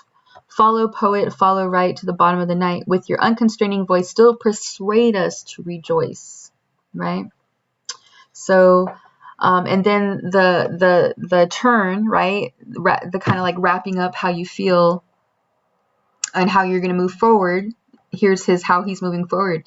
In the deserts of the heart, let the healing fountain start. So he's like, in my desert heart, let the healing start, right? In the prison of his days, teach the free man how to praise. So it usually ends on an uplift. So it's like very, very sad. So basically let all your, start with the pain and then work your way into a praise and then how you choose to continue, how you choose to move forward after the loss. So I'm going to let you write. So either you can do think like water, pen to paper, think about your loss. And the reason I asked you to write down your losses is so you can see that topic, see what you wrote down, and then let your thoughts flow. So you can do that. Or you could try the elegy format, the A-B, but don't stress a rhyme. Don't stress a rhyme or don't force a rhyme. In fact, it might be better to just let it out, stream of consciousness first, like just do pen to paper and just attack those issues. And I taught you elegies, so you can try elegy on your own. And then when we meet again, if you did the elegy, you could, if you're down to share, we could see it. And then we can also share, what we wrote. So let's go ahead and just do think like water, like pen to paper. Don't worry about how you're spelling. Don't worry about erasing. Just record your thoughts. Record what you're thinking and feeling, and follow it. If you're happy, and then you go on a spiral of anger, follow it. If you come back up to more joy, and then thinking about family, and then follow your flow. Just do it. Just don't worry about spelling. Don't worry about erasing or forcing a rhyme. So let's go ahead and write. If you don't have a time constraint, stay with me. We can check back in, and I'll let you go. I mean, I'll leave the Zoom. Like, we're still gonna stay together, but if you have to go, because I know it's gonna go on at like almost our 2 hours point. If you have to go, I understand. But if you can stay with me, stay with me, and then we can possibly share a little bit. Also, I'm gonna put in the chat, and this is just, this is a free service and a free workshop, but I'm gonna put in we have a pass the hat flyer. So if you want to donate anything to the LA Poet Society, it helps with our internet services and stuff. It helps just kind of keep the mission going forward, but don't feel like you have to. But I'm going to put that info in the chat. Is there a Venmo? Is it Venmo or PayPal or? It's all of it. It's all of it. It's on the flyer. I'll put it in right now so that you can all check that out. There's too. a Cash App. You can follow them on Instagram and share their Cash App, right? Is that still on there? Yeah. And actually, like, the flyer I'm going to put in the chat box has all of the info of we have all those things, and the info is on that flyer. So I'm going to pass the hat in the chat. And meanwhile, y'all do it right this minute. You could do it later. Yeah, well, I'm just going to share it now while you're here.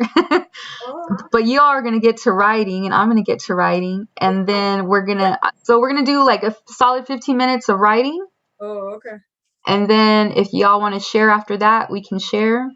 Or we can culminate this session, and then we'll meet, So together for 15 minutes at least. And then, but if folks need to go when the bell strikes 6 or what time is it? 8 p.m. over there? Is it 8 or 9 your time? Michigan time? All right. Well, anyway, so I just passed the hat in the chat. You can look at it after you're done writing. I just want to make sure to do that and let you know I did that. So if anyone wants to donate, you can. If anything, good vibes, and then, but we just had to pass the hat. All right. So let's go ahead and write. And I'm here. I'm going to put myself on mute. And again, don't force rhymes. Don't worry about your word, how you spell. Don't worry about erasing. Just record what you're thinking. Think like water. Think of those losses, of those traumas, and wherever that takes you. That's your poem.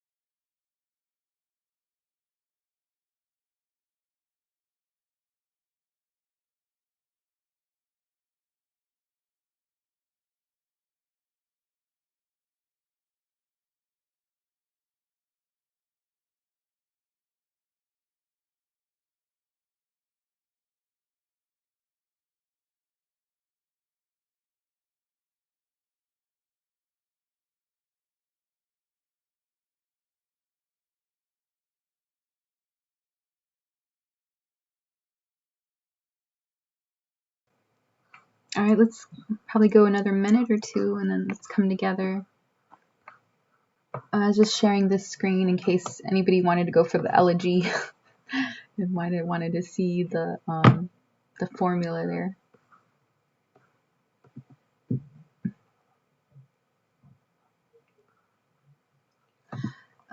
So if you, let's see. So what you could do if you did stream of consciousness, if you just wrote in the style of thinking like water, the homework would be to write write in the elegy format. So that's what you could do if you do need to go right now. So it would be, yeah, so like homework would be like try to write the elegy. And I guess I'm saying this to San Juanita, but if anybody else needs to go right now, yeah, it would be like if you wrote stream of consciousness today, then type in elegy poem for the next time. And then I'll just see you what for next time. So it'll be next Saturday at the same time.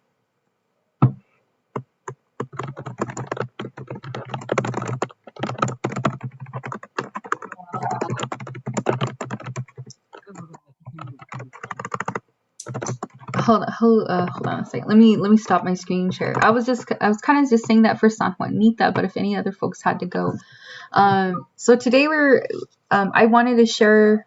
I shared with you stream of consciousness writing style, which is a way you can write in any way, or not any way. I'm sorry. Any subject can be written in that sense, using stream of consciousness. I wanted to share the elegy as a formal writing, a formal poem style that you can use, formal poetry style that you can use to express a lament, to grieve something that's lost or dead.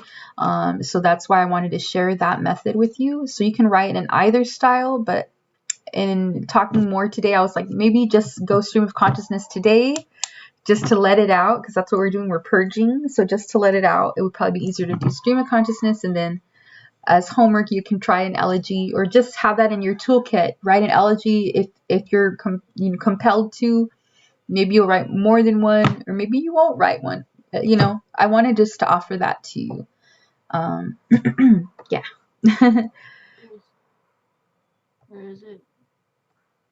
Still trying to find. I was still trying to. Maybe at the end. I can't find it. Oh.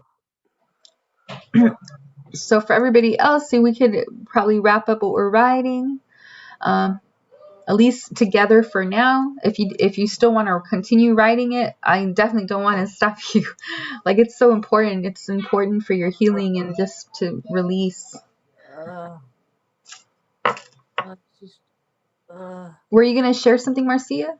Oh, I just had two things. First, it would be so much easier for me for the link if you could send me the direct link, so I don't have to cut and paste and try to figure out how to do it in my Zoom. The numbers. I don't like the numbers. The numbers. Or what? The What do numbers you? to get in. The numbers to get into this group. Oh, gotcha. Okay, yeah. Email you the link for the. Yeah, sure, I can do that. Yeah. And then I'm still, I don't know. There's so much here. I wish we could stay a few more minutes and sort of look through the chats, because it's just. So, Oh, I can email you all the chat. Actually, I get it at the end of the Zoom when we close up. I get the file, so I can email it to everybody here. Sure, that would, so we could connect more. And bye, then, Sheena. And then that would be able to find. Then we'd be able to find the link to donate some money to you. Okay, yeah. Yes, could you also do that whole chat, sending all the chats to me too, Annalise London? Sure. Let me also make sure I have everybody's email. I was taking roll on my end just to see who was here that had registered with me already. I haven't registered yet. Oh, I have you here. I have your email though. I have Moonstars, Comcast. Yeah. Thank you very much. And I'll get the registration in. It was so yeah, I think everybody that's in here had already sent me an email. So I think Sorry I was late. I hope I didn't miss anything. don't think I missed anything. I was like Well, 6 minutes late. I was more prefacing the workshop and then telling people about the history of like how this all came together. So you got the lesson, so you're good. So you will be able to send the chat to me then, all of the chats? Yeah, let me double check. I have your Annalise London. Yeah, I have you at AT&T. Yes. Yes. Yes. So so when we close up right now, I'll email you all the chat. Yeah. I'll send you the URL link for the Zoom. So that's another way you can access to get in here instead of typing in the numbers.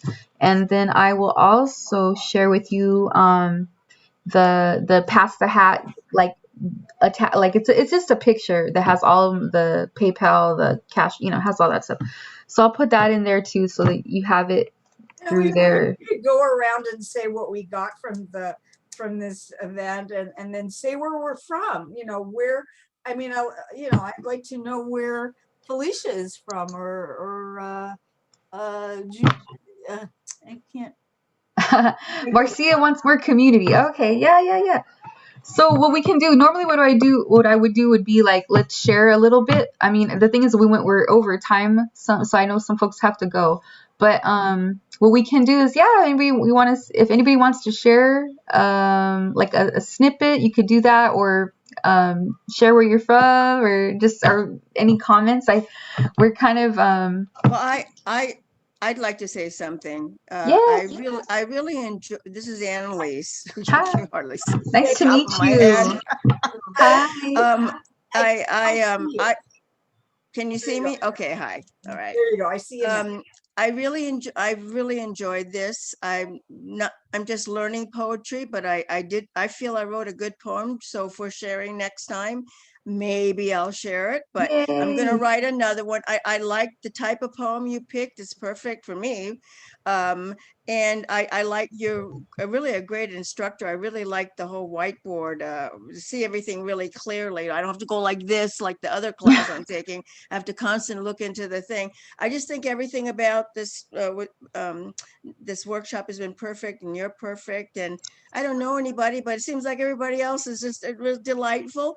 And this is my birthday gift to me, to learn how to be a poet and to end up being, pretty good. And my birthday is next Friday. So I am going to make myself a birthday poem too. Yeah, I love it. Empowerment, Annalise. It's going to be called How I Hate Being 71. No, Jesus. You made it though. You made it. It's like a big.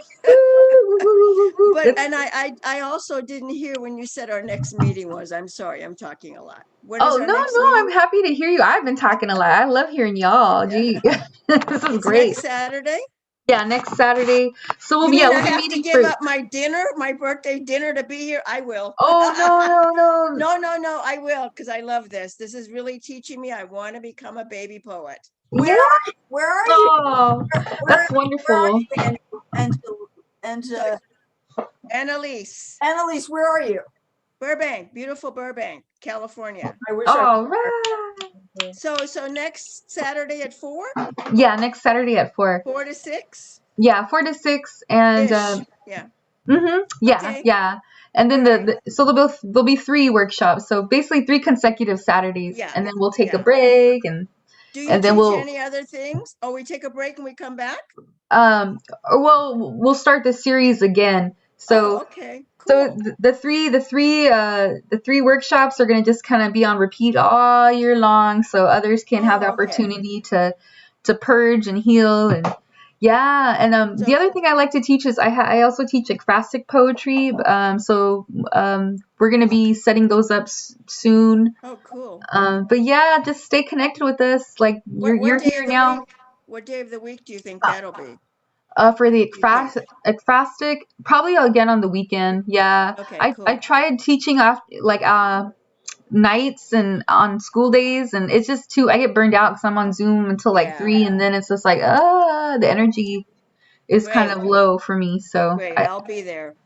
All right, thank you so much for your comments too. I'm so happy that you're here with us and writing for the first time with us. Me too. Yeah, you're my neighbor too. I mean, I'm not too far from you either. So that's awesome. Oh, I'm in cool. the valley too. Cool. Nice. Anybody else want to say where they're from before we kind of wrap up? From Seattle, Washington. Oh my God. Yeah, Washington. I've come Wow, yay. north and met. Gosh, I'm having trouble remembering your name. Jessica. Jessica. Sorry, my brain. Join the crowd. And I'm 70, so I was. Oh, I'm older than you next week. Yeah, I am definitely Oh, that's a beautiful. hippie generation of the counterculture, and this is one. Oh yeah, Julieta. Yay. This is one line from the whole thing. Tears and fears are flowing for that loss of being alive with words. Oh, nice. good job. Good I like job. that. Good job. Yeah, I definitely want to hear what y'all wrote. I Yeah. think we'll start next week. We'll start with Yeah. sharing what we wrote today, and then we'll move in because it Cool. like one subject jumps off of the next. Like the next thing we're gonna get into right now is all like the angry, the trauma, the pain. This is like the time to be like, dear 2020, oh, I hate you. You know, dear 2020, you did this to me. How you know, all that has to come out. I hope that's my hope for y'all that comes out in this workshop. And the second one is all about the wins. So that I'll Wins. say for next time. Yeah, the positives. You know, there were some, like Marcia started to mention a few of the positives that she found, and Scotty mentioned a little. So I'll get into that for the whole next workshop, and maybe we'll have some new discoveries. So for everybody. All So these people that's names, they're not there. Like no, they're here. They just have their camera off. Oh, okay. Guido and Scotty. How do you? Okay. Come back, folks. They're there's Scotty. Hi, Scotty. There's Angela. Hi, Scotty. Hi. And over here, Angela. Julieta. Hey. I'm just. Wow, there's I'm out. everybody. Oh, I'm outside, so I didn't want to be distracting with like people might walk behind me and stuff. Hi, So Scotty. Hi, Scotty. Hi, beautiful people. Aww. And yes, take the other poetry class. What Jessica was just telling you about. Take it, Yes. because I learned so much about myself and just about my own creative process, not just like as a writer, but just like in general. And I've been following the Poet Society for a couple of years on social media, and it's just interesting how like the pandemic for some people made everything fall apart, and not that like things got solved for me, but like things started to fall together a little bit. And I feel like the Poet Society is like one of those things that like all of a sudden became really accessible because like anyway, yeah, it's great. And Jessica, again, you're amazing. And I didn't write anything. I just kind of sat here in the park and just enjoyed the quiet. Like it was nice. And watch the sunset. It's beautiful. Isn't it beautiful? Yeah. Oh wow. So, He said Echo Park. That's his spot. this is my spot. I come here and I pray for the Episcopal diocese is right across the pond. And then the Dream Center and Amy Semple McPherson's old parsonage is right there.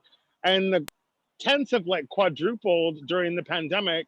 And I'm an activist, right? And I've been through a lot. I've been through a whole lot, and especially in the pandemic. You're not too far from Bookstore. Stories Bookstore. Oh yeah. And they're barely surviving. I come here to like pray for like the diocese and the Dream Center to open up their doors more. Like the Episcopal diocese has like, there are like rooms in there and there are showers in there. And like, why is that closed? It's not closed to people that can come and pay for conferences outside of the pandemic, but like there's all these people, even within their own congregations, that need help right now, and people just aren't hearing folks. And it just is really frustrating to me that like we stereotype people instead of really talking about displacement and collusion and the stuff that, you know, happens when people say that they're going to get into positions of power and then go ahead and vote for the LAPD to be having more of a presence in things. And it's weird to me. So yeah, but I'm grateful for, you know, hopefully we don't have to be distant forever in 2021, but hopefully outside of the pandemic, the Poet Society remains accessible to those of us that don't have cars. Like Yeah. the valley feels far away. Yeah, I know. That's always been a thing. We've always had our events like hubbed all around LA. Like we have a hub in Venice, we have a hub in East LA, in the San Fernando Valley. But now we get to be everywhere, and we get to be with Michigan and Washington all in the same room. Ooh, It's so and good. I've actually emailed your stuff to LA Care as well, because some of the mental health, like That's volunteering and advocacy wonderful. work around like Thank the you. social determinants in health and stuff with equity that we do, like in that trauma workshop that's been shared for poetry. I shared that with the LA Care folks, with the staff. I don't work with them, I just volunteer, but yeah, they were super excited. So I'm hoping to like put you all on their radar as like a, Thank social you, determinant Scotty. of health, right? Because this would be a really great way for people who are, struggling with like poverty or displacement or housing or mental health access or whatever. Like, we can't always spend every moment of our day with our healthcare providers, and community-based, Yeah. orgs like this are really important. So anyway, I'm doing what I can, Thank you. I I don't have appreciate much, but I One can speak up to them about more, you. So anyway, one have a little. great night, everyone. That's why my camera was off. I didn't want to be distracting. Ecaustic. Ecaustic. What's ecaustic? Is that a class you're teaching? Oh, ekphrastic. Ekphrastic, it's a type of poetry. It's a poetry that examines visual art. It's kind of a type of translation. It's very fun. It mixes. Can you spell it, please? Yeah, it's EK. Here, I'll put it in the chat. EKPH RASTIC. I have a quick question, then I have to go. Yes. The numbers we pushed today to get into this Zoom, are those the same for next Saturday and the following? Yeah. Yeah, Okay, it'll be the good. same each time. Yeah. Okay, cool. Okay. Nice to meet all of you. I have to go. Nice It's to so meet nice to meet you too, you. Allie. Thank Bye, you. Allie. Bye. Bye, Save what Allie. you wrote. We'll share next time. Yeah, save Okay. everything. All right. Thank you. I'm so happy that you're all like excited to meet each other too. And Yeah. I hope next time I'm sorry. I'll leave more space so we can dialogue more. I was like, there's so much, like I wanted to give you that structure and the background and unlock you. And The full moon was connected to Saturn, and it was connected to the moon, and it was connected to Chiron, and I hope to get out and look at the You're not Stargaze. teaching a class on an ecaustic, or you're not teaching a class on it. Ecaustic. I will be in the probably in the next month. Right now I'm focused on the love letters, but yeah, I do both. So You do both what? What? that I teach ekphrastic poetry and then the love letters poetry workshops. But I was just saying that basically I won't do them both simultaneously because I don't have enough juice. But at least not right now. But yeah, anyway, I flip flop. Well, But also, like, Angela is gonna help me continue the love letter series. Like, we're gonna be offering this series all year long because, like I said, more folks need to. We want as many people as possible to be reached and have this accessible to them. So. but then you said, did I read somewhere that it was going to be eventually put together as a book or something? Yeah, you did. Yeah. So here, actually, I wanted to show that, and then I'll wrap it up. Because I just joined, so. Ooh. Oh, whoopsie! I don't want to share that. Let me stop that. Share. Let me share. What I wanted to show you was the chapbook from the first love letters. So yeah, we have a small press, LA Poet Society Press, and from the last time we did love letters to 2020, which was actually in 2020, we, as a culmination, everybody that wrote got published in this chapbook. Here it is. So you can actually read this. Scotty's in there. I have a poem in there. Juan's in there.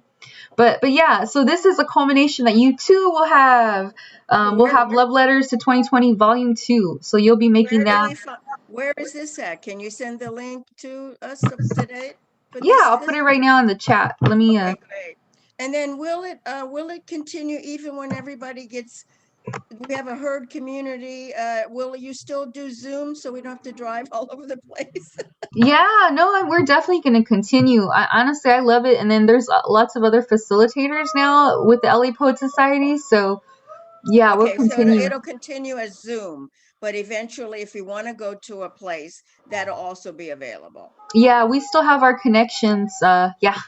So, we hope that we can be in person. But honestly, at this point, this is really great. I love the reach that Zoom provides. And You know, it is easier. We don't have to travel like a lot of times. You know, it was the distances that would keep folks away. Yes. Well, you know what? This is the best birthday present I've given to myself in a long time, is joining this society and just the energy. I'm alone also. I'm a senior. I've been alone through this whole year, and it's just, you know, I wish I had joined earlier, but I joined last week, so who cares? No, that's I don't wonderful. feel You're alone here. now.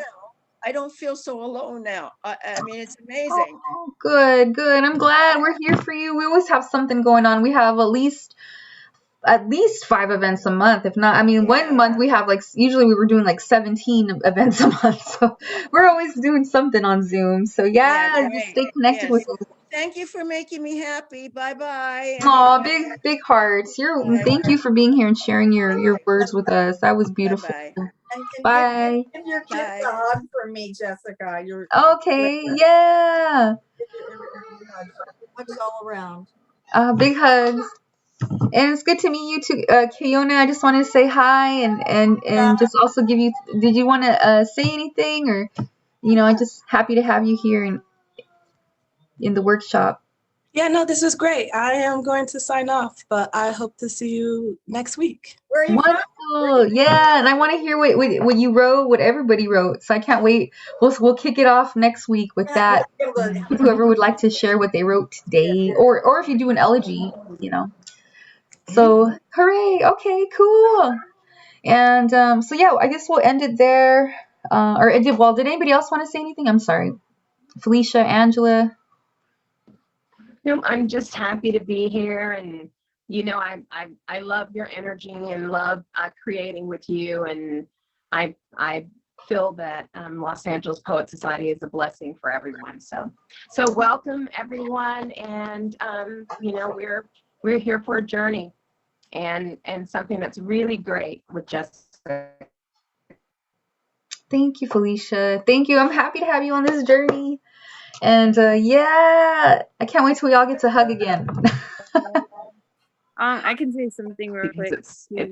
it's yay. I just wanted to say thank you first for bringing this and allowing Grand Rapids to kind of join on this journey as well. I'm excited, for the rest of the year too, and seeing like how we can collaborate. And I love like all of the events that you got going on. You're doing a lot of work.